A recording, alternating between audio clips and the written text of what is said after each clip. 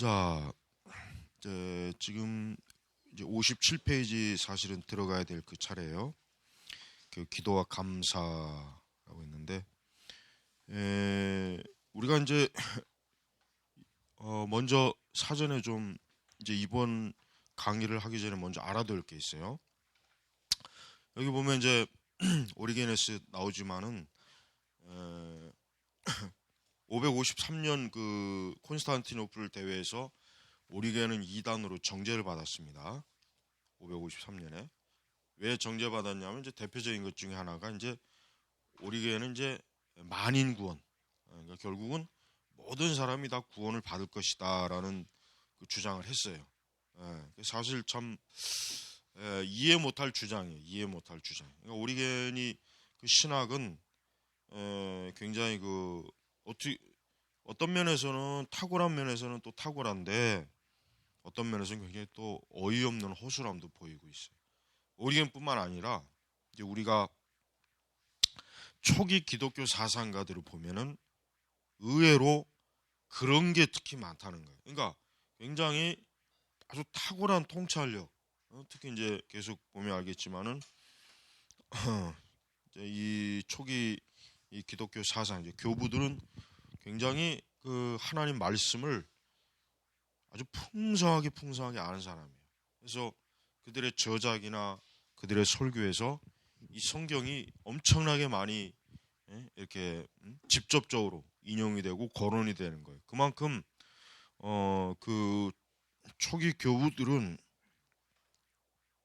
혹시라도 이제 초기 교부들이 뭐 어설프거나 사실 그러진 않아요. 그러나 이제 또 한편으로 뭐냐면 굉장히 의외로 지금 생각해도 전혀 좀 이해할 수 없는 그런 요소들이 그런 잘못된 실수를 이렇게 좀 저지르고 있어요. 그래서 우리가 초기에 기독교 이 변증가 교부들이 한 것을 모든 걸 다 옳다고 받아들이면 안 돼요. 그들도 잘못한 게 있고 잘못 가르친 게 있고 그들 스스로도 아주 명확하게 이해 못한 게 많이 있어요. 그러니까 우리가 후대에 이제 교회에 대한 그 신학을 바르게 체계를 세우는 데 있어서 우리가 어느 정도까지 그러면 교부들의 그 지침을 그러니까 교부들이 가르친 것을 받아들이느냐라고 하는 것은 그것은 굉장히 참 아주 중요하고 조심스러운 문제. 그러니까 무작정 초기에 이렇게 했다. 초기에 이렇게 했기 때문에 우리도 그렇게 해야 된다라는 거. 이게 이제 이머징 처치의 문제가 뭐냐면은 고대 기독교로 돌아가자는 운동이거든요. 고대 기독교. 그러니까 여기서 고대 기독교라는 게 뭐예요? 우리 교부 시대로 돌아가자는 거예요. 아니면 그 더 이런 시기 속사도 시대라든가 아니면 진짜 사도 시대 뭐 그러니까 이렇게 고대 교회로 돌아가자는 운동을 그들이 하면서 어떤 예배 형태나 그런 예전 이런 형태에서 고대 교회의 그 모습들을 그대로 우리가 지금 끌어들이자 해가지고 예배당에다 촛불 켜놓고 좀 어두침침하게 만들고 그 다음에 또 뭐예요?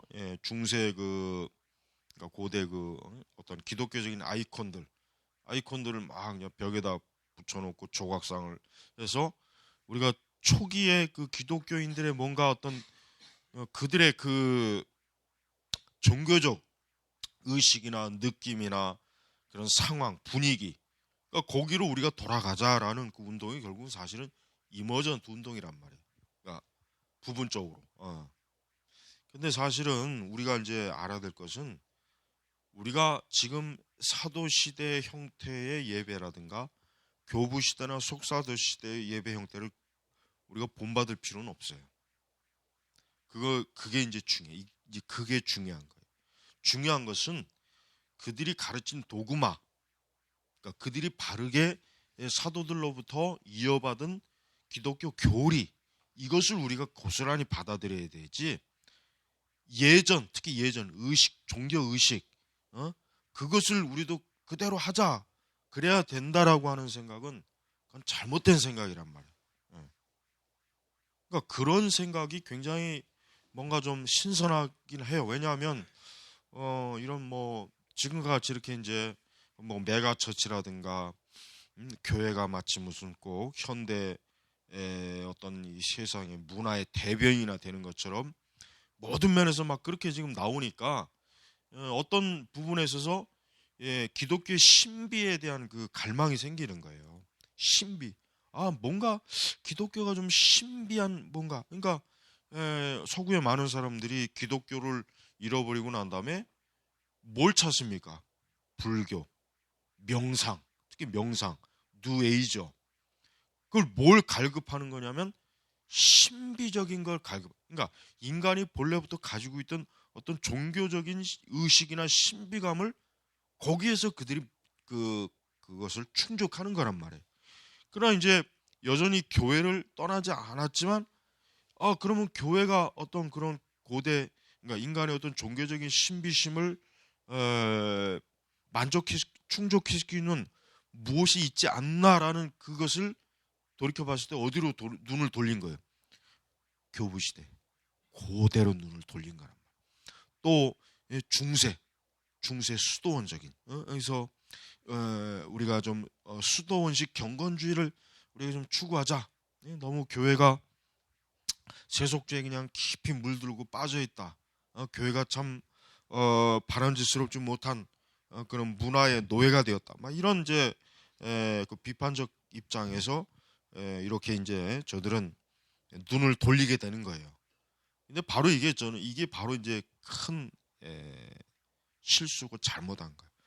중요한 건 뭐야? 중요한 건 도구마, 교리적 토대를 고스란히 이어받는 게 중요한 것이지 그 껍데기나 예전 의식이 그것까지도 우리가 고스란히 받을 필요는 없어요. 우리가 불 꺼놓고 강대상 여기다가 그냥 촛불 걸어놓고 예배 드리면은 그 당시에는 전기불이 없으니까 촛불을 킨 거지. 어? 전기불이 있으면 그 사람들이 뭐하러 촛불을 켰겠냐고 뭐하러. 안 그래 생각을 해봐.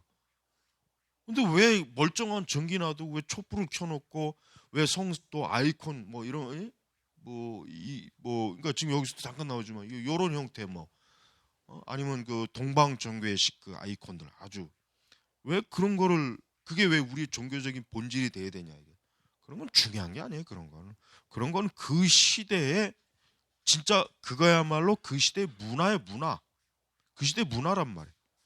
그러니까 우리가 뭐 수돈을 만들어 갖고 거기서 수돈식으로 신앙생활 한다고 해서 내가 더 예수님을 잘 믿을 거라는 것은 그건 굉장히 큰 착각이고 오류란 말이에요. 중요한 것은 무엇을 믿고 있느냐. 예? 예수님의 가르침, 그다음에 그 사도들의 가르침을 우리가 지금 실제로 그 사도 시대나 지금이나 동일하게 가르치고 믿는 말씀 교리를 지금 우리가 믿고 받아들이냐. 이게 중요한 거란 말이에요. 근데 이거에 있어서는 이탈해 버렸어요. 또 이거에서는 또 이탈해 버렸다. 이거에서는 이탈해 버리고 그런 껍데기, 외적 그런 것들만 끌어모으는 게 사실 뭐예요? 그게 바로 이머전트. 사실 이머징 처치나 이머전트 운동은 전혀 그것은 진짜 우리 그 개혁주의권에서는 아주 그는 경계를 해야 돼요. 거기에 그렇게 또 홀딱 또 빠져가지고 뭔가 좀 신선하고 새로운 것 같고 신비적이고 그런 그 생각이 들 때마다 조심해야 된단 말이에요. 자, 그 책 보겠습니다. 자, 오리겐은 이제 그리스도의 이름을 소개하기 전에 공통점을 확립하기 위해서 먼저 노력했다라고 했죠. 그러니까 오리겐의 변증 방식이 뭐라 그랬어요? 지난주에서 오리겐의 변증 방식은 좀 더 비그리스도인들과 뭔가 공감할 수 있는 요소를 가지고 뭐예요? 공감할 수 있는 요소로 기독교를 변증하려고 하는 그런 방식을 썼어요. 그러니까 무작정 저들이 공감할 수 없는 어떤 기독교적인 그 토대보다는 같이 공유할 수 있는 어떤 쟁점으로 그런 논쟁점으로 그런 부분을 가지고 기독교에 대해서 변증하면 저들이 더 쉽게 잘 알아듣지 않겠는가 이해할 수 있지 않겠는가 이런 생각을 그가 한 거예요. 그다음에 이제 또 다른 변증가는 아테네의 그 아테나고라스는 그의 책에서 예수님의 이름도 언급하지 않는다. 그 복음서에서 예수님 말씀 인용할 때 그는 그것들 단지 내 성장의 토대가 된 가르침 그 정도로만.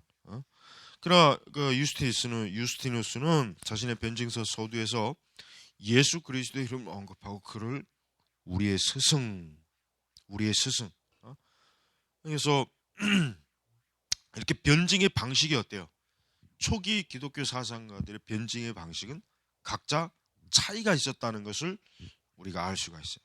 그러면서 이제 우리 책에 보면은 이제 2세기 중반에 성찬식을 그 묘사하는 글이 나와요. 성찬식을. 그러니까 지금 여기서 말하는 이러한 성찬식하고 그러니까 이러한 성찬식을 우리가 받아들일 필요가 없어요. 사실 이런 형태를 즉 성찬의 중요한 영적인 교리적인 의미를 우리가 가지고 오는 건 상관없지만은 초기 사상가들이 이랬으니까 초대교회가 이랬으니까 우리도 이래야 된다라는 생각은 갖지 말아라. 그러니까 우리가 이런 책을 읽을 때 이제 주의할 게 바로 그거예요. 이런 책을 읽을 때 무작정 이때는 이랬구나. 그럼 오늘 우리도 그럼 그렇게 되지 않냐? 그거를 먼저 알고 나서 이제 공부를 하면 괜찮은데, 근데 그런 전제가 없이 그냥 무작정 흉내내기, 따라하기. 그래서 이제 사실은 오늘 배울 그 대목은 사실은 나는 별로 아주 좀 거부감이 많이 드는 것들이 많이 나와요. 그래서 이제 보면은 그 성찬식에 대한 묘사 중에 보면 주일날이라고 불리는 날에 도시와 시골에 사는 모든 사람들이 한 자리에 모여 사도들의 회고로, 이거 저 복음서라고 그랬죠. 선지자들의 저서, 그러니까 성경이에요. 시간이 허락하는 동안 읽고 강독자가 강독을 마친 후 인도자가 우리에게 간략한 가르침을 전하고 이렇게 고귀한 일을 본받으라고 훈계한다. 그리고 일어서서 기도를 드리고 기도를 마치고 빵, 포도주, 물을 가져오고 예배를 인도하는 목회자가 최선을 다해 기도와 감사를 드리고 사람들이 아멘하고 이후에 축성된 성찬 음식을 모든 사람이 분배된다. 여기서 지금 축성된 성찬 음식이라고 하는 게 지금 하는 방식하고는 틀려요. 지금은 그냥 거의 대부분의 교회들마다 그냥 그 성찬용 조그마한 그 포도주에 잔에다가 그 성찬용 떡 아니면 빵 이제 조그만 거 그저 요거 그냥 먹고 마시는 것을 통해서 성찬을 하지만 이 시대는 어때? 이 시대는 그런 시대가 아니에요. 이 시대는 성찬과 이런 빵 이런 것들이 어때? 실제로 우리가 아까 점심을 먹는 것처럼 그런 식으로 참여하고 먹었단 말이에요. 그러니까 그 당시 그 성찬과 지금 성찬하고 같다고 생각하면 그거는 오해지고 그럼 우리도 그렇게 해야 되겠나? 그렇진 않다는 거예요. 그렇진 않다. 예수님이 언제 그 6월절 할 때 기념하라고 했지 빵을 한 덩어리씩 다 먹어야 된다. 포도주는 몇 잔씩 먹어야 된다. 몇 리터씩 먹어야 된다. 이런 양을 정해주지는 않았단 말이에요. 기념하라. 그러니까 예수님의 그 십자가의 구속의 사역을 그 6월절 때 어때요? 제자들과 함께 다락방에서 기념을 한 거예요. 기념. 근데 그 다락방도 그렇고 지금 여기 2세기도 그렇고 이 당시에 그 성찬식이라고 하는 것은 진짜 먹고 그거로 배가 부르래. 포도주를 먹고 빵도 먹으면서 그들이 어때요? 실제로 그 자체가 그들이 식사 시간이 된단 말이에요. 그러니까 성찬식이 이렇게 차이가 있어요. 그러니까 우리가 그래서 그 후에 한 집사가 참석하지 못한 사람들에게 그것을 가져다 준다. 잘 사는 사람들과 또 그렇게 되길 소망하는 사람들이 적당하다고 생각해서 기부한다. 모아진 돈은 주지 않은 성직자에게 맡겨지고 고아, 과부, 질병이나 다른 이유로 궁핍한 사람들, 우리가 있는 이방인들과 떠도들을 돌본다. 그러니까 이 성찬식이 굉장히 지금 우리하고는 다르잖아요. 우리 시대하는 성찬식하고 전혀 거의 비슷한 게 없어요. 그냥 빵과 포도주가 있다는 거 그거 하나. 그 다음에 우리는 물이 필요 없지만 이 당시는 또 물을 또 가져와요. 물을 또. 그러니까 이런 그 성찬식의 그 묘사 교회를 볼 때 그 당시 바로 이런 형태로 이제 1세기부터 2세기, 3세기 중반까지 이런 형태로 성찬식이 그 당시 교회라고 하는 곳에서 진행이 되었고, 신자들은 이러한 성찬을 통해서 예수 그리스도의 고난을 어때요? 고난에 그들이 어때요? 참여하고 기념하는 그러한 의식을 저들이 교회에서 그걸 받았다라고 이제 보는 거예요. 그래서 여기서 이제 종교개혁까지 거의 변함이 않았다라고 했죠. 근데 이제 우리가 이제 알아야 될 것은, 이제 가톨릭은 이와 같은 초대교회의 이런 성찬 이런 것을 자신들이 어떻게 합니까? 미사라고 하는 그 방식으로 어때요? 그거를 저들이 저들이 이제 변형을 시킨 거예요. 변형을 시킨 거라고. 그러니까 우리는 이 미사라고 하는 것 자체를 볼 때 사실은 그 미사가 그냥 뭐 느닷없이 저들이 만든 것이 아니라, 사실은 뭐예요?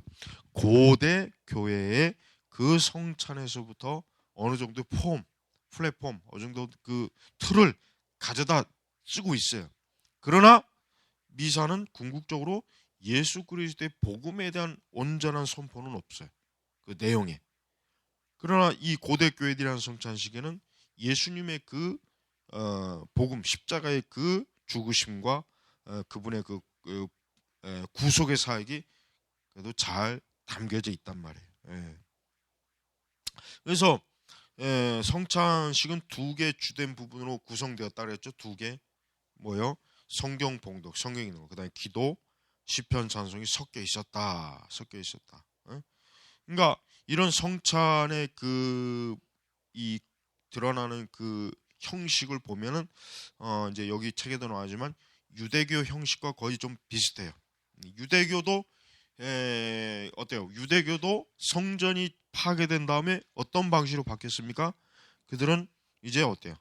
이 토라, 그다음에 그들은 이제 회당 중심으로 바뀌었어요. 회당, 그죠? 그러니까 유대인들은 성전이 파괴된 다음에 이제 더 이상 성전에서 제사를 드릴 수 없게 돼 버렸어요. 그렇다고 해서 그럼 유대교를 끝장내냐? 이대로 그럼 우리가 문 닫아야 되냐?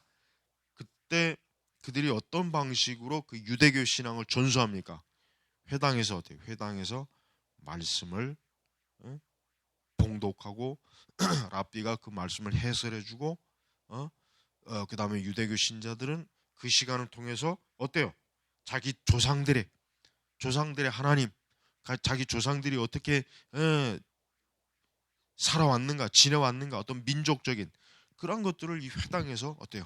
계속해서 공급받는. 그러니까 유대교는 회당 중심이에요. 회당.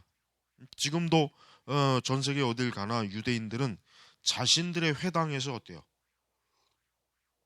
그 유대교의 그 전통 의식, 그런 전통 방식의 그 유대교식의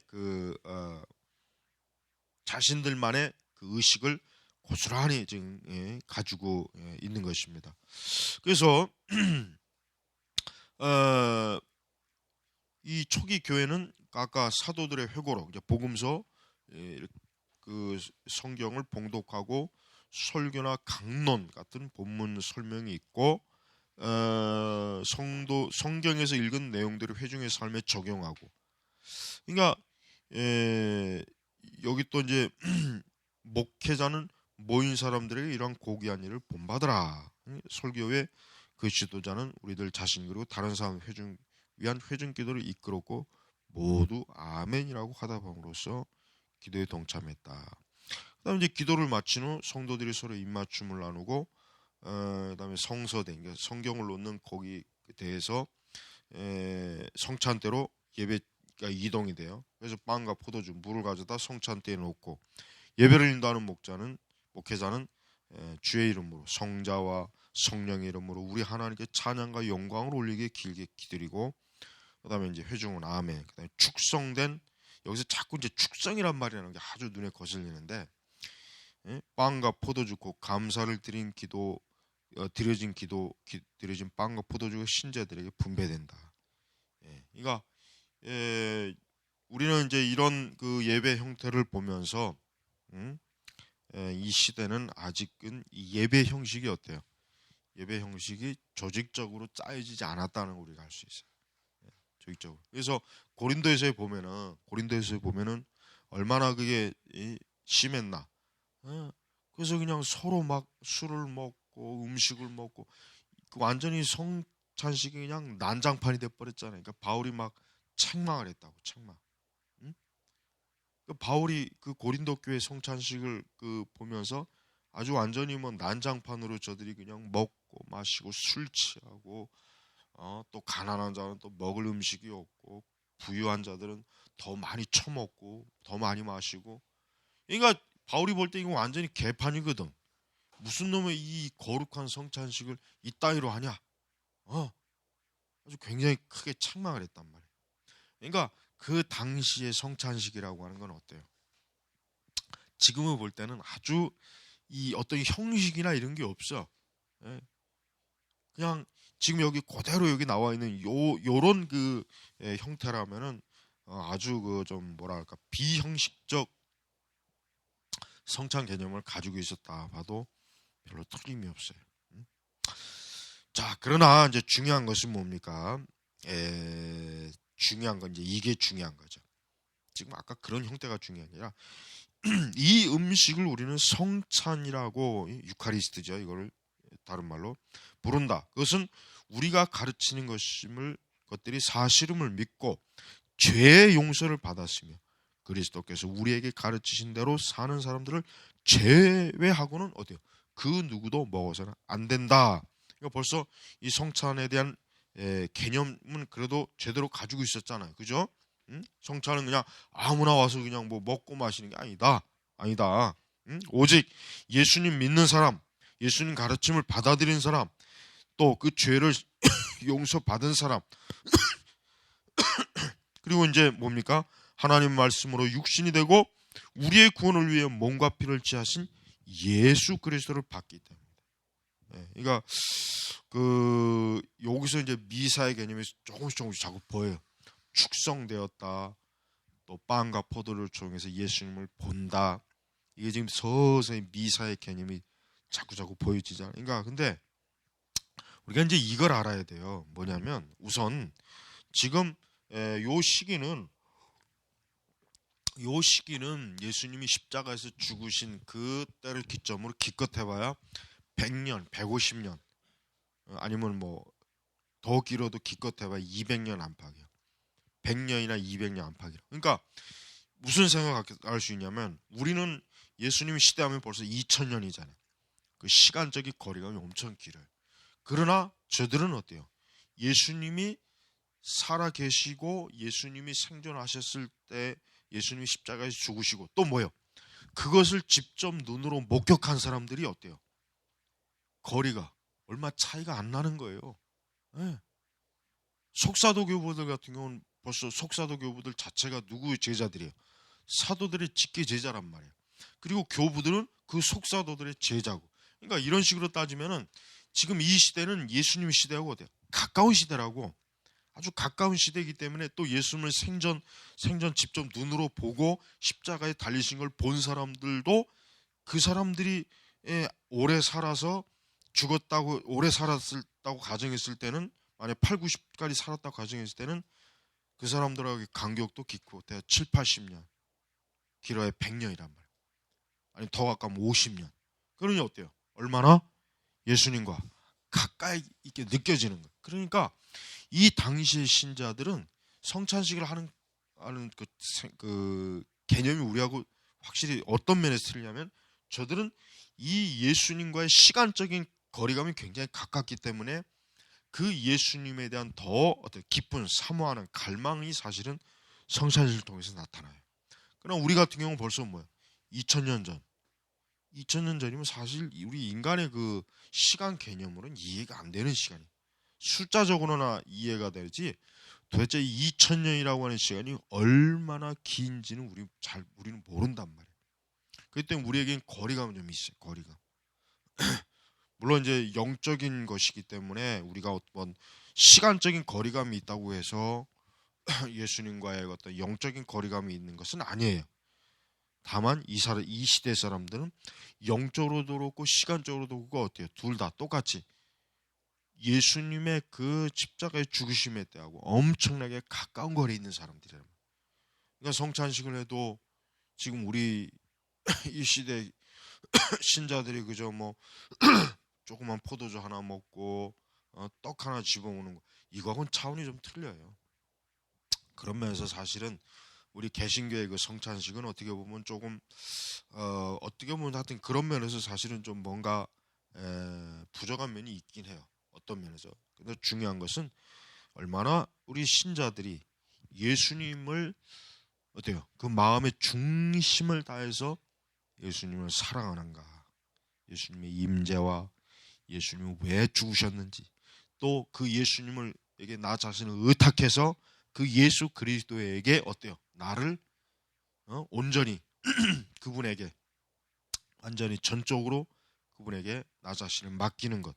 이런 부분에서 우리가 저들보다 이런 초기 그 교부 시대 성도들보다 못해서는 안 되죠. 당연히 못해서는 안 된다.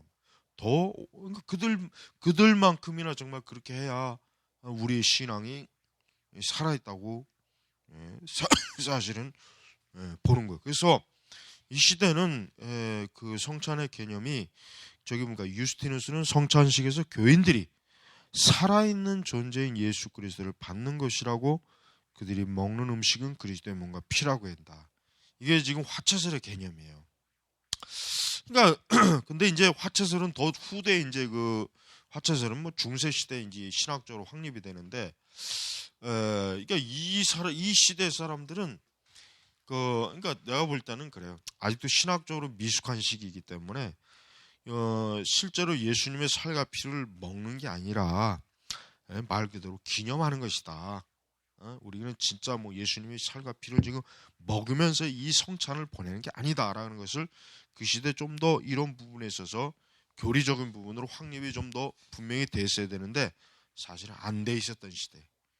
그러나 이제 또 천주교는 이와 같은 그 초기에 이런 그 좀 미숙한 성찬 개념을 어때요?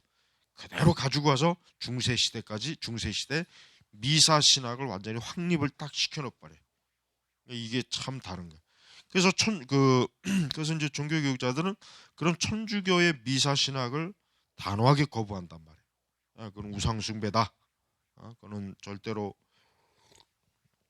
교회가 그 부분을 받아들여서는 안 된다라는 그 생각을 단호하게 가지고 있어요. 그래서 이러한 성찬식에서 이러한 모든 것들, 이그나티우스는 성찬식은 우리를 위해 고난을 당하신 우리 구주 예수 그리스도의 육신이다. 그리고 그 세기 말에 남부 골, 프랑스 지역이죠. 오늘 프랑스 벨기에 글을 썼던 이레나이우스는 감사의 대상이 되는 빵은 주님의 몸이며 잔은 그분의 피다. 이렇게. 그러니까 이 시대의 이 성찬에 대한 교부들의 이해는 지극히 어때요? 지극히 아주 기초, 초보적인 그러한 상황이에요. 이런 이 성찬에 대한 개념이 이제 서서히 이제 시간이 가면서 성찬 신학이 생기는 거죠. 성찬 신학. 그러니까 성찬이 도대체 무엇이냐라는 것을 좀 더 신학적으로 성경적으로 이제 그 체계화를 시키는 것은 이제 계속 시간이 가면서 이제 그렇게 되는 거예요. 그렇게. 그래서 이 성찬식 때 저들은 이 빵을 그리스도의 성체로, 그리고 이 잔을 그리스도의 보혈로 성별하기 위해 이 거룩한 제물에 임하시도록 기도했다라고 했어요. 그러니까 확실히 이 초기의 그 성찬 개념은 천주교의 화채설 개념과 상당히 유사점이 많아요. 이게 그래서 좀 우리가 잘 구별을 해야 돼. 그러니까 우리가 초기의 교부들이나 속자들이 그렇게 했으니까 우리도 그렇게 해야 된다. 그러니까 여러분 이머전트가 어느 쪽으로 많이 기웁니까? 카톨릭과 동방 종교를 기울인 이유가 거기에 있어요. 종교 교육자 쪽으로 기울질 않아요. 종교 교육자들은 이러한 성찬 개념을 단호히 싫어했단 말이에요.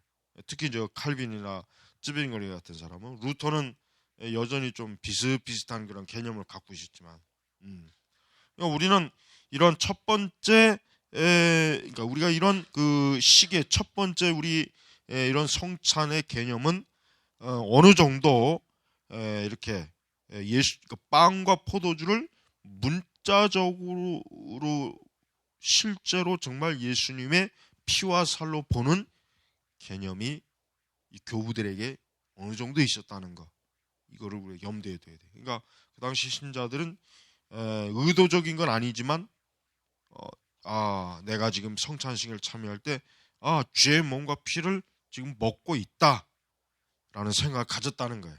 그게 지금 그 시대의 그 신자들의 사고방식이 그게 있다는 거예요, 영적으로. 그래서 첫 번째 요점은 기독교 예배가 살아있는 그리스도의 현존에 대한 축하라는 것이다. 그것은 과거에 일어났던 어떤 일을 함께 기억하는 기념식사가 아니다. 바로 요거예요. 그러니까 성찬식 자체가 굉장히 저들에게 있어서는 엄청나게 중요한 시간이에요. 왜냐? 그 시간을 통해서 예수님께서 나를 위해서 십자가에서 어떻게 죽으셨는지를 눈으로 볼 수 있는 시간이거든. 이 빵과 포도주를 통해서. 그러니까 기념식이, 그러니까 의식, 어떤 하나의 예배적 의식이라기보다는 저들에게는 그 자체가 지금 예수님이 영적으로 임해서 어때요? 그 예수님의 십자가의 구속의 행위와 은총이 고스란히 어때요? 지금 예배를 드리는 그들의 심령 속에 역사한다는 거예요. 저들은 그렇게 받아야 되는 거예요. 그러니까 사실은 후대 이제 뭐 칼빈의 영적 임재설이나 찌빙글리의 기념설이나 하는 것은 사실 이 시대는 조금 좀 미흡했다라고 이제 좀 봐야 되지 않을까, 이제 그런 생각을 합니다. 두 번째는 그 예배가 명백히 삼위일체적이다. 그렇죠? 사실 이미 이전에 아직 삼위일체 교리가 확립이 되지는 않았지만 기독교 기도들은 성삼위일체 하나님을 초청했다. 그래서 그 유스티누스가 예배를 인도할 때 목회 기도를 어때요? 우주의 아버지께 성자와 성령 이름으로 찬양과 영광을 기도를 올려드린다. 그러니까 삼위일체 개념이라고 하는 것은 아직 우리가 뭐 어거스틴이 삼위일체론 썼고 이제 그 후대 이제 서서히 삼위일체에 대한 확정이 되지만 여전히 그 초기 교부들이나 속사도들은 이 삼위일체에 대한 구체적인 뭐 신학적 정리는 되지 않은 거예요. 그렇다고 해서 저들이 삼위일체를 부인했다는 건 더더욱 아니에요. 저들은 아주 당연하게 하나님은 삼위일체로 존재하신 분이라 당연하다는 것을 저들은 확실히 믿었어요. 이게 일단은 중요해요. 그래서 자 계속해서 유스티스는 초기 예배에서 빵과 포도주에 대한 기도 속에 메아리친다. 2세기 말 로마의 관행을 보여주는 성찬식, 세례식, 성집서임, 그리고 다른 예배들을 위한 기도문을 담고 있는 히폴리투스의 소책자 사도적 전승. 이 사도적 전승은 이게 하나의 전통, 그러니까 구전으로 내려온 것을 어느 시기에 기록을 해가지고 전통적으로 내려오는 거예요. 그러니까 이것은 계시의 어떤 계시적 관점으로 보기는 어려운 거예요. 그러나 이때 이제 이 사도적 전승은 이 당시 교회들에게서는 또 굉장히 아주 중요한 또 어떤 신앙의 어떤 그 중요한 그 내용들을 공급받는 또 하나의 역할도 하기는 했어요. 그러니까 여기서도 이제 성부, 성자, 성령 삼일체 하나님에 대한 명확한 그들의 신앙의 핵심이 나와요. 그래서 동정녀 탄생, 그다음에 성찬 때 받아 먹으라, 이것은 너희를 위해 깨트리는 내 몸이다라는 비슷한 방식으로 이것은 너희를 위해 흘리는 내 피다. 너희가 이것을 행할 때마다 나를 기억하라. 그래서 끝 기도를 우리는 당신께서 거룩한 교회 예물들 위해 성령을 보내주시기를 원합니다. 이런 그 예배, 그 당시 성경적 예전에는 이렇게 감사, 봉헌, 중보자, 삼위일체 이런 또 이런 부분들이 드러나 있다라는 것을 우리가 알 수 있습니다.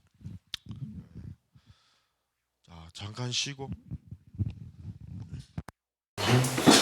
우선 이제 우리가 이제 그 초기 사상가들을 공부할 때 사실은 뭐 다른 것도 마찬가지지만은 사실은 원전을 보고 나서 이제 사실 이런 책을 읽어야 더 좋은데, 사실 그 교부들의 원전을 읽는다는 것은 우선 어렵죠. 왜냐하면 우선 대부분 우리 개신교에서는 교부들의 책이 원전이 그렇게 나온 책이 거의 없어요. 그나마 이제 그 카톨릭 출판사에서 교부 원전 시리즈가 이제 계속 나오고 있단 말이에요.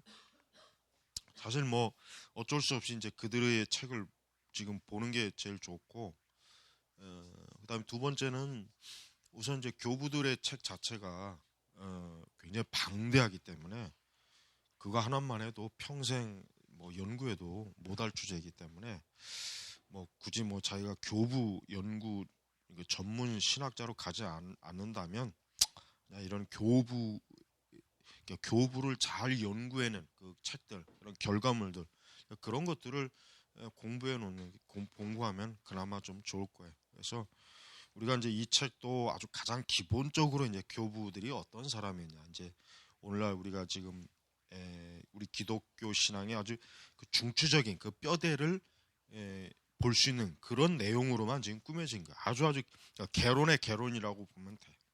그렇지만서도 하여튼 여러 가지 정리는 참 잘 돼 있다고 내가 이렇게 생각이 돼. 볼 때마다 잘 돼 있어요. 자, 그래서 이렇게 저들의 그 초기 그 예배는 굉장히 그 사도 시대와 예수님 시대를 근접한 시대에 있기 때문에 굉장히 교부들도 그렇고 신자들도 그렇고 엄청나게 그 뭐라 그럴까, 예수님에 대한 실제적 그 현존 인식이 어때요? 강해요. 아주 강해. 그래서 성찬도 어떻게 보면 그런 면에서 저들이 더 그리스도를 충만히 그 성찬에 속에서 임재하는 가운데 자기 자신을 지금 드러내는 것 같아요. 자, 그러면서 계속해서 저들은 그 예수님에 대한 그 63페이지 이 책에 위에 보니까 뭐라는 말이 나냐면 기억이라는 말이 특히 나왔어요. 기억. 그러니까 이 초기 그 교부들은, 그다음에 초기 교회는 예수님에 대한 예수님의 그 생애, 그분의 고난, 죽으심, 부활, 승천, 그다음에 특별히 그분의 재림, 바로 이 중요한 아주 가장 복음의 핵심적 예수님의 아주 생애 가장 절정이 되는 이런 부분에 대해서 이 교부들은 그 당시 교회 신자들은 어때요? 굉장히 강조점을 많이 뒀다는 거, 그게 이제 중요해요. 그러니까 이 시대는 오늘날 그 복음지 오늘 우리 시대 교회가 사실은 기독교적인 영역이 굉장히 여러 방면으로 뻗쳐 있잖아요. 기독교적인 영역이, 기독교적인 문화, 기독교 예술, 음악, 철학. 그런데 이때는 오직 이 신자들의 관심이 무엇에만 있었냐면 봐요. 아까 말한 것처럼 예수님의 생애, 그다음에 그 생애도 단순한 생애가 아니라 그분의 특히 고난에 대해서, 그다음에 죽으심, 그다음에 부활, 그다음에 또 뭡니까? 가장 궁극적으로 뭐예요? 재림. 특히 재림은 더더욱이나, 왜냐하면 교부들 자신이 예수님의 재림을 아주 가깝다, 그러니까 자기들이 세대에 가까이 올 것이다라는 기대를 많이 가졌단 말이에요. 그러니까 어떻게 보면 이제 예수님의 중요한 그 사역의 끈 다 지나고 하나 남은 게 이제 재림이란 말이에요. 그러니까 그 재림에 대한 열망이 그들이 성찬식 때 특히 어때요? 굉장히 강한 열망으로 어때요? 거기 드러낸단 말이에요. 그러니까 이 시대 사람들은 이제 곧 주님이 오셔서 다시 사도들도 다시 와서 우리를 이제 하나님의 나라로 이끌 거라는 이러한 그 소망이 엄청나게 컸기 때문에 다른 데 관심이 없어요. 관심이 없어요. 그러니까 그런 데까지 그렇게 생각할 필요가 없다는 생각을 한 거지.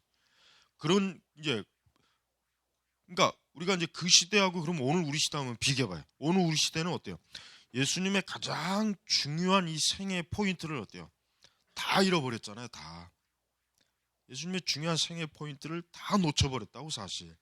예수님의 고난에 대해서도 고난이라 봐야 기껏 뭐 고난 중간 일주일, 뭐 사순절, 뭐 새벽기도 그것도 뭐 쉽게 얘기하면 어떤 교회 프로그램화 된 거지 진짜 신자들이 예수님의 어떤 고난에 대해서 깊이 막 그 부분을 묵상하고 그분의 고난에 대해서 자기 신앙적인 관점으로 이런 건 없잖아요. 없단 말이에요 지금은.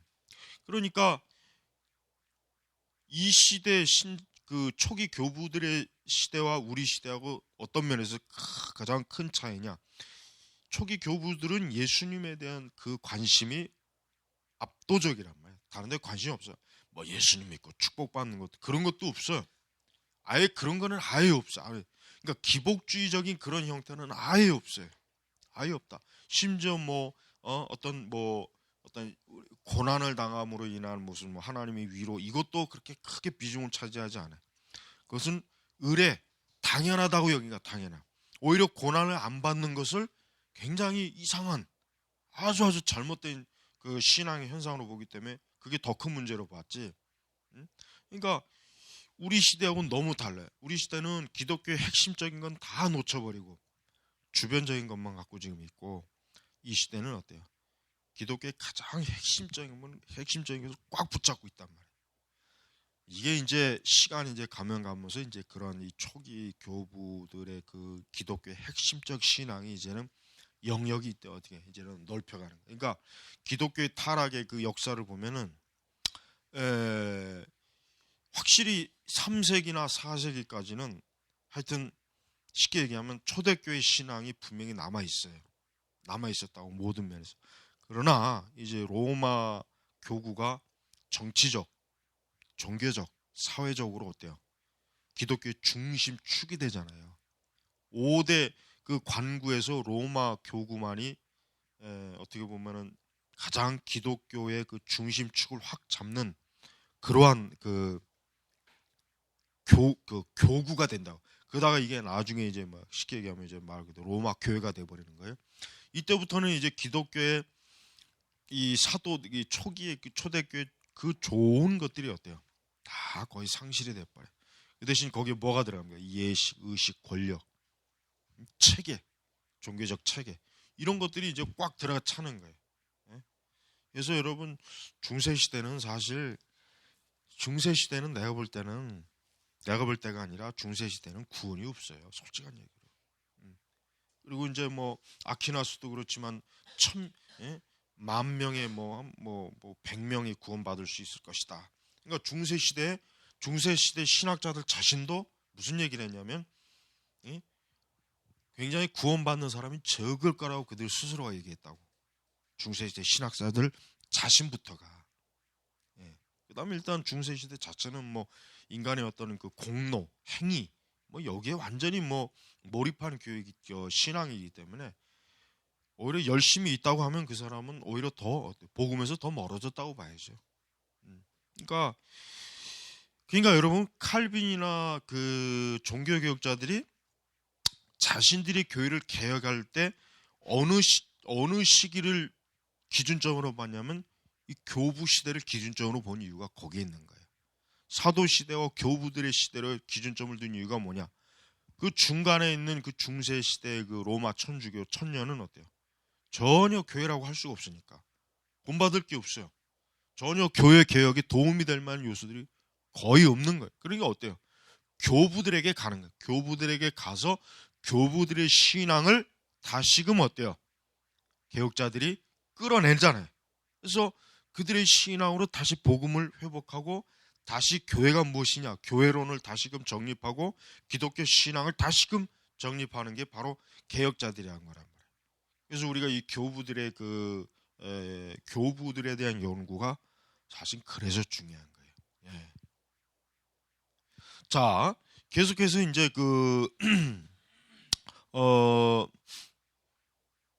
그러니까 지금 그러니까 유대교는 지금 이 책 순서대로 계속 이제 나가면은 우선 유대인들은 유월절을 기억하는 방식 그런 그 유대 율법 모임집 중에 이게 미드라시가 있죠. 그러니까 이 미드라시에는 이제 그 유대 역사에 있었던 그 중요한 율법 의식을 이렇게 기록해 놓은 그런 율법 모음서인데, 여기에 이제 유월절을 어떻게 의식을 치르느냐, 하여튼 그런 것들을 다 기록했단 말이에요. 그러면서 이제 유월절에 대한 것들을 여전히 기억하면서 자신들의 조상, 이스라엘 선민의 역사, 그런 것들을 종합적으로 이제 계속 보존하는 것처럼, 기독교인들은 무엇을 통해서 기독교의 정체성을 확립하냐? 성찬식을 통해. 그 성찬식을 통해서 예수님의 죽음과 부활, 이런 그 어떤, 그리고 그 성찬식의 빵과 포도주라고 하는 아주 신비한, 그리스도의 그 신비한 임재, 이제 그런 것들을 통해서 어때요? 그런 것들을 통해서 기독교는 어때요? 지속적으로 예수님에 대한 기억, 예수님 복음, 그걸 아주 지속적으로 교회 자신이 어때요? 자꾸 재생해내는 거예요. 재생해내는 거예요. 자, 그래서 우리는 지금 우리가 이제 우리 자신이 중요한 건 뭐냐면, 그 당시에 초기 사상가들처럼 예수님의 죽음과 부활은 그냥 단순히 과거의 한 어떤 역사적 사건, 그것만 의미를 두지 말고 뭐예요? 지금 지속적으로 어때요? 지속적으로 예수님의 그 죽으심과 부활, 또 뭐 재림하심까지도 뭐예요? 실제 우리의 삶 속에서 계속해서 하나님의 그 임재와 역사와 능력으로 우리가 이제 받아들여야 돼. 초기 교회가 이제 그랬단 말이에요. 초기 교회는 오직 예수님의 고난의 죽음, 부활하심, 재림, 오직 이것 때문에 저들이 많은 핍박을 견디고 이겨냈다고요. 만약에 그들에게 있어서 이런 것이 없었다면은 뭐 그냥 한순간에 배교하죠. 뭐 하려고 그것 때문에 목숨을 바치고 고난을 받겠어요. 한순간에 그냥 또 배교해서 죽음을 면하려고 그러지, 안 그러겠어요? 그렇지 않았단 말이에요. 자, 5세기 초에 5세기 초에 콘스탄티노플에서 어떤 이들은 어떻게 하나의 제물이 다른 장소에서 반복적으로 다시 드려줄 수 있었는지 알고 싶어 했다. 히브리서의 이 본문에 대한 설교에서 초대교회에서 가장 인기 있었던 크리스토스톰, 영어식으로는 크리스토스톰이죠. 영어식으로. 이 크리스토스톰의 그 설교 중에 여기 지금 나온 거예요. 우리는 매일 제물을 드리지 않는가? 정말로 우리는 주님의 죽음을 재현하면서 매일 제물을 드린다. 그렇다면 어떻게 그것이 여러 제물이 아니라 하나의 제물인가?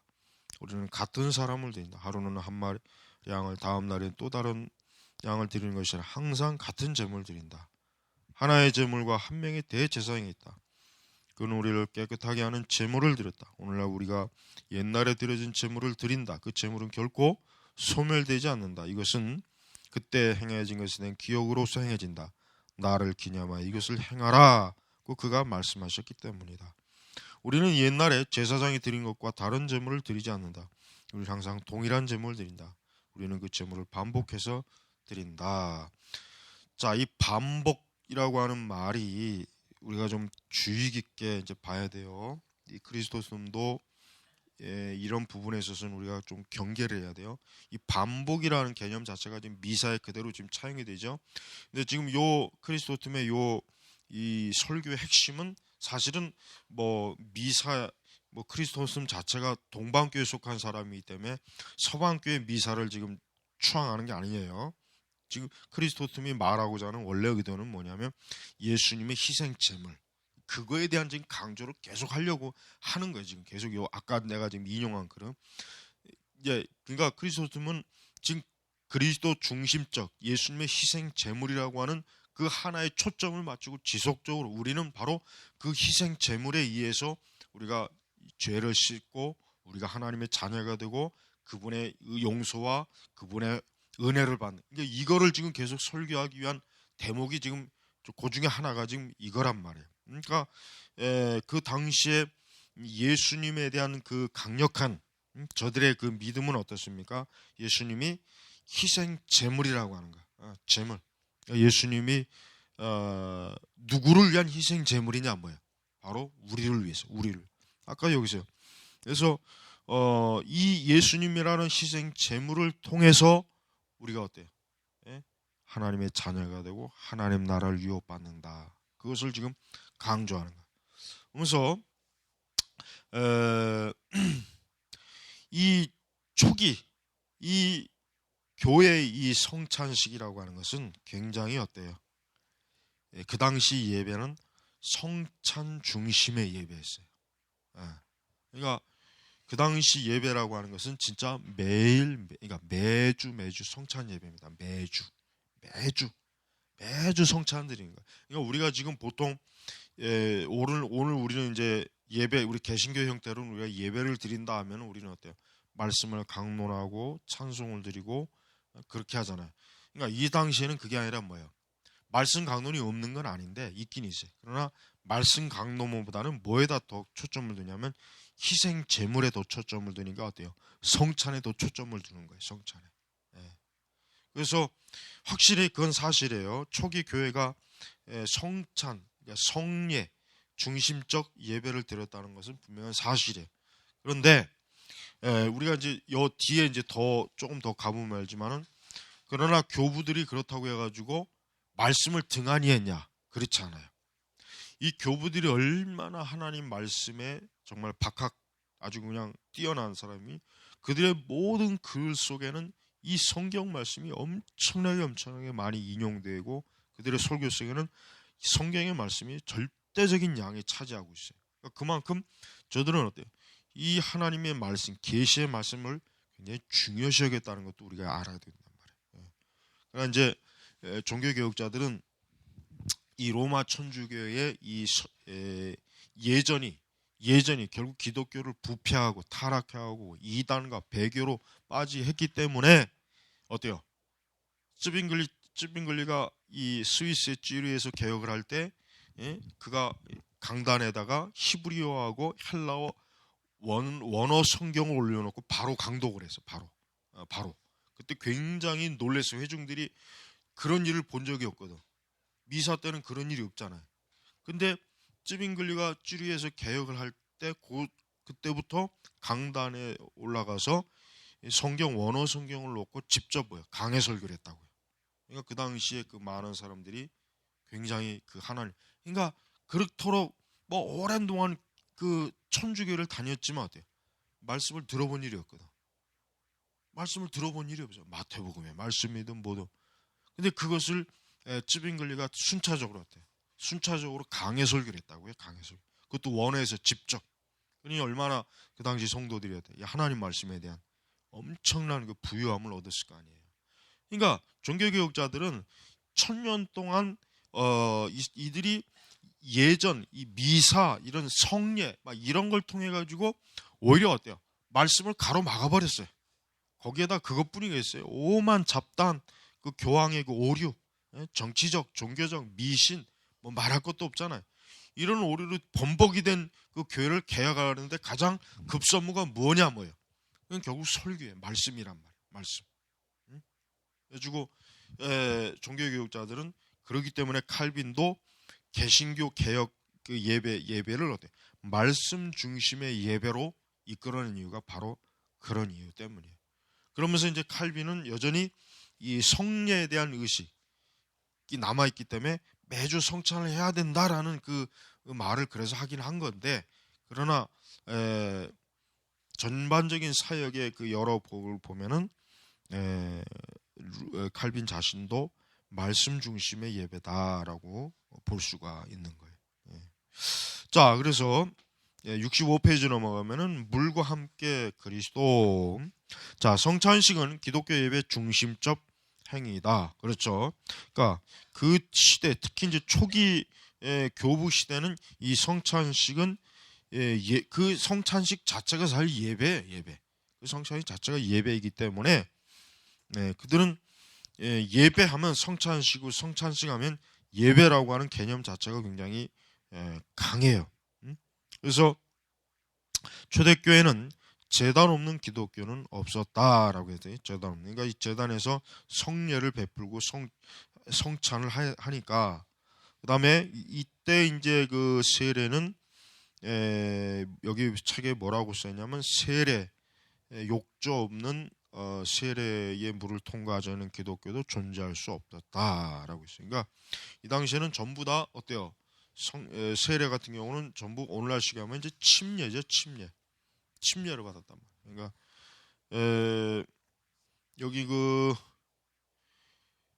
66페이지 쪽에 가면은 이제 그 당시 2세기 말에 라틴어로 신학적 저술을 한 최초의 그리스도인 아프리카 카르타고의 테르툴리아누스는 지금 세례, 그 당시 세례를 어떻게 지금 묘사하냐면, 사람이 바다나 연못에서 강이나 샘에서 호수나 저수지의 세례를 받든 아무런 차이가 없다고 말했다. 사도행전에서 첫 세대에는 세례가 그리스도를 영접하면 바로 거행하게 되었다. 이게 지금 좀 다른 거죠. 그러니까 초기의 그 교부, 그러니까 초대교회는 세례를 주는 데 있어서 바로 즉시로 바로 세례를 줬어요. 무슨 뭐 6개월, 3개월 이게 아니에요. 그러나 그렇다고 해서 이들이 세례를 쉽게 줬다고 생각하면 안 돼. 여기 뭐라고 또 나왔냐면, 일단 유아 세례는 주지 않았어요. 유아 세례는 주지 않고 거의 대부분 세례하면 이제 성인 세례인데, 기독교 생활에 적합하도록 교육하는 시간이 수개월, 심지어는 수년씩 걸렸다 이거예요. 그러니까 이 당시에는 그냥 단순히 교회 들어오자마자 난 예수님 믿습니다, 이제 그런 고백이 아니에요. 그 사람이 기독교 신조, 교리, 기독교적인 생활 방식을 익히는데 뭐야, 수개월, 뭐 몇 개, 아니면 수년씩. 그리고 세례는 영적이고 도덕적 경험이라 이제 그렇게 정의했단 말이에요. 그러니까 그 당시에 신자가 된다는 것은 지금보다도 훨씬 더 어려워요. 힘들어요. 그래서 여기 보니까 4세기에 예루살렘을 방문했던 스페인의 에게리아는 그 장면을 다음과 같이 묘사한다. 즉 8주 동안 지속되는 사순절 시적 전날에 세례 후보자가 확정되어야 한다. 그러니까 사순절 이 들어가기 전에 이미 벌써 세례 후보자를 이제 확정을 하고, 사제가 그 모든 이름을 적고 주교의 의자가 대성당 중에 놓인다. 사제들이 그의 양패는 의자에 앉고 다른 성직자들은 근처에 선다. 한 명씩 세례 후보자들이 앞으로 인도된다. 남자들이 그를 대부들과 함께 오고 여자들은 대모들과 함께 온다. 그들이 한 명씩 오면 주교는 그들의 이웃들에게 이 사람이 훌륭한 삶을 살고 있습니까? 그는 자신의 부모를 존경합니까? 그는 술주전뱅이나 호평쟁이가 아닙니까? 이 후보가 그런 문제에 흠이 없다는 사실이 입증을 해, 입증. 그러니까 벌써 이제 초대교회는 그냥 사실 세례 준 게 아니라 그 사람이 정말 변했나? 그 사람이 정말 그리스도를 믿고 난 이후에 진짜 실제적으로 자기 자신이 개혁이 되었나? 영적으로 도덕적으로 어때요? 변화가 되었나?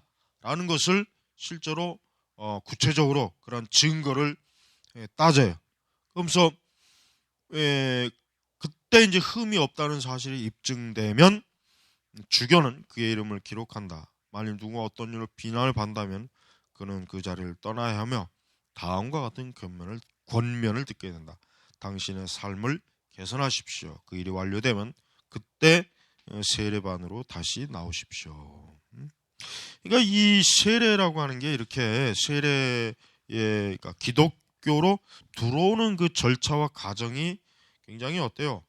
철저했다는 것을 우리가 알 수 있어요. 물론 이것도 이제 나중에 이제 더 시간이 지나면 이제 뭐 또 이것도 흐지부지가 되기는 하는데, 어쨌든 초기 그 교부시들은 그냥 너나 나나 뭐 그냥 다 예수님 믿는다고 그냥 끌어들이는 것이 아니라 그들에게 구체적으로 그들 자신이 또 그들 주변에 그들이 참으로 그리스도인이 되었는가라는 것, 참으로 그가 신앙으로 인해서 진정으로 변화되었는가, 이거를 굉장히 중요하게 여긴 거예요.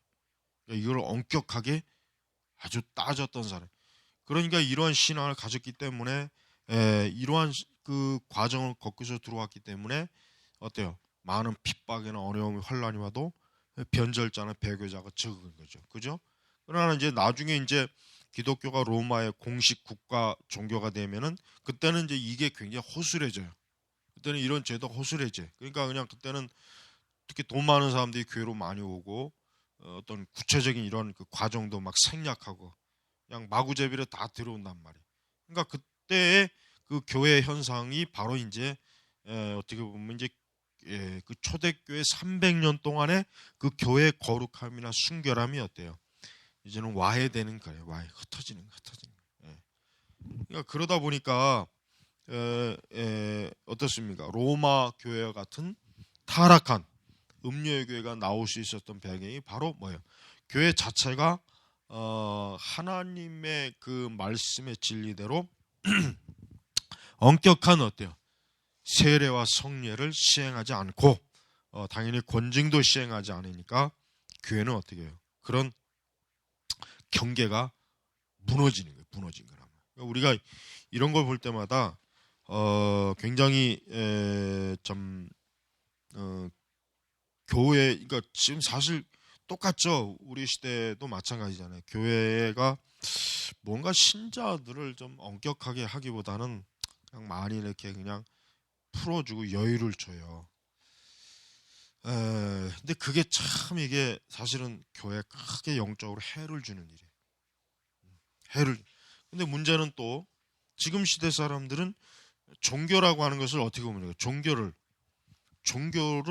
지금 시대 사람들이 가지고 있는 종교관 자체가 그 종교가 나를 이렇게 통제하거나 제재하는 것을 싫어해요. 그걸 싫어한다고. 그러니까 종교라고 하는 것은 그냥 나를 그러니까 뭐 그냥 지친 우리 삶에 지친 우리를 그저 위로하고 이렇게 참 포근하게 안겨주는 이런 게 이게 종교지. 종교 자체가 우리의 도덕, 윤리, 뭐 우리의 뭐 신앙의 절대적 기준 이거를 막 요구하면은 사람들은 싫어요. 싫다고 교회를 나가. 싫다고 나간단 말이야. 그게 얼마나 심각해. 그러니까 사실 거의 뭐 쭉정이가 많죠. 쭉정이가 많아.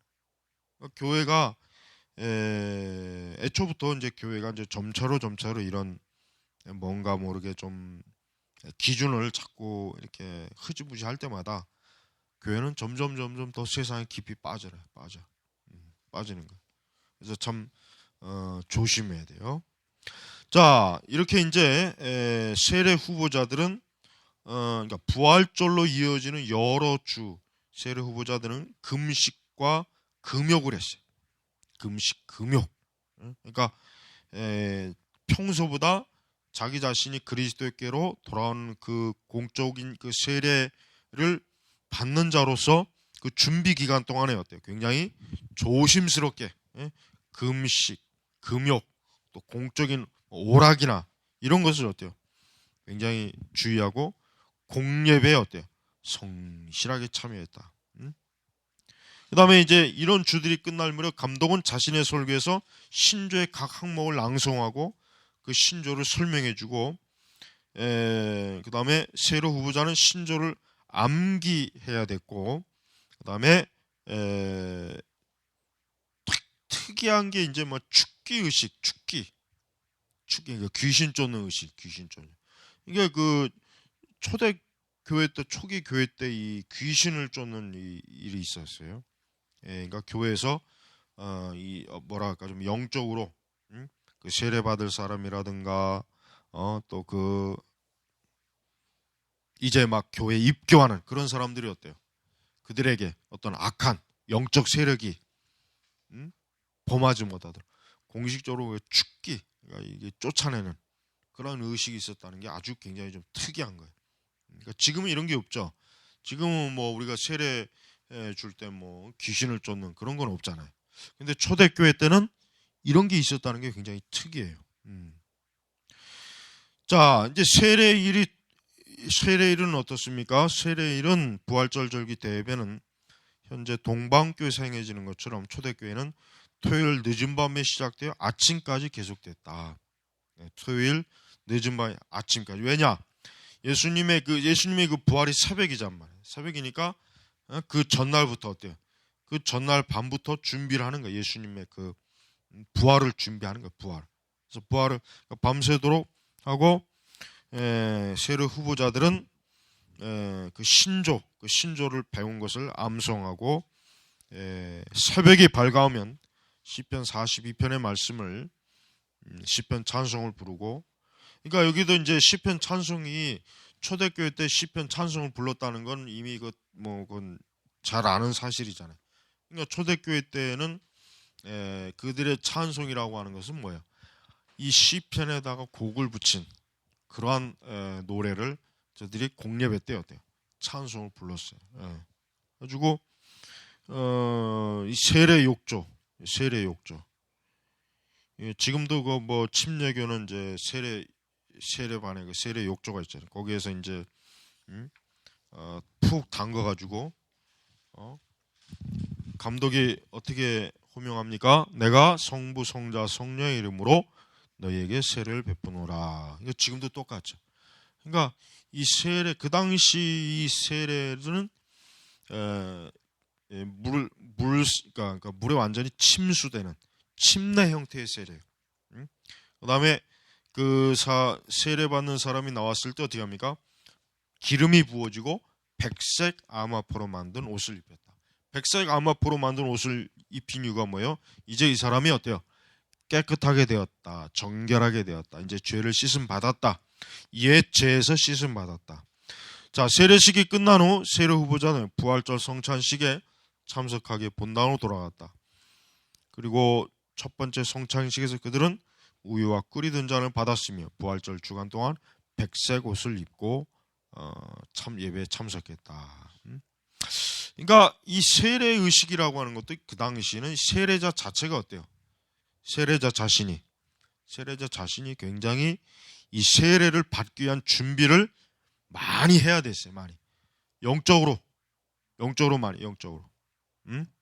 그다음에 또 뭐예요?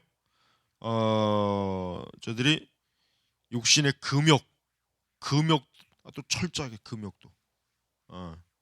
그다음에 이제 교회는 그 세례를 받는 그 사람들을 역시 어때요? 철저하게 어떻습니까? 심사했다. 이게 심사. 이 심사는 단순히 그냥 뭐 이름을 부르는 심사가 아니라 아까 얘기했지만 이 사람이 얼마만큼의 그 확고한 변화를 했는가라는 그러한 심사. 그래서 매년 늦 겨울과 봄에 반복될 때마다 엄격한 심사, 혹독한 금식, 금욕, 그다음에 신조 낭독, 그다음에 또 뭐요? 중요한 거, 특이한 거, 축기 의식, 귀신 쫓는 거, 그다음에 침례. 이게 이제 바로 뭐요? 한 사람의 이방인, 한 사람의 이전에 불신앙이었던 사람이 이제 그리스도께로 돌아오는 그러한 과정이라 이게. 그러니까 이 과정이 굉장히 진지하죠. 대충 하지 없는 거예요. 여러분 이게 그러니까 제일 우리가 이제 중요한 건 이거 같아요. 교회라고 하는 것은 사실 문을 좁게 만들어야 돼. 들어오는 문을 활짝 넓히면 안 돼.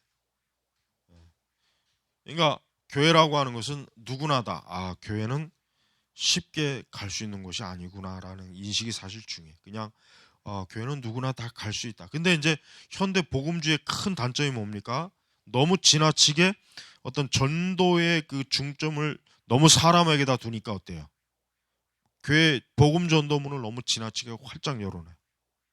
그러다 보니까 어떻게 돼요? 이런 속아내는 게 없다는 거예요. 속아내는 게. 그러니까 그 사람이 신자로서 그 사람이 한 사람의 신자로서 정상적인 신자의 그 제자리를 들어오도록 하는데 어때요? 교회가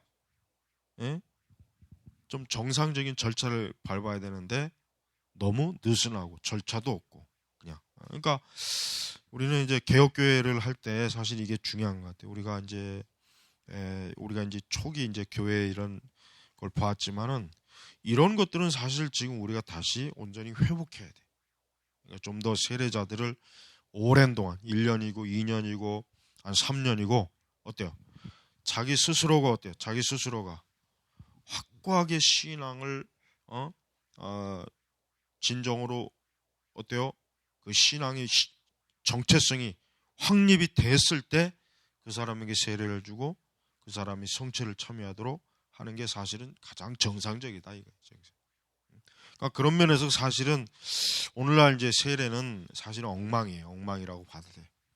오늘날 세례는 사실은 거의 뭐 세례라고 보기가 참 어려워요.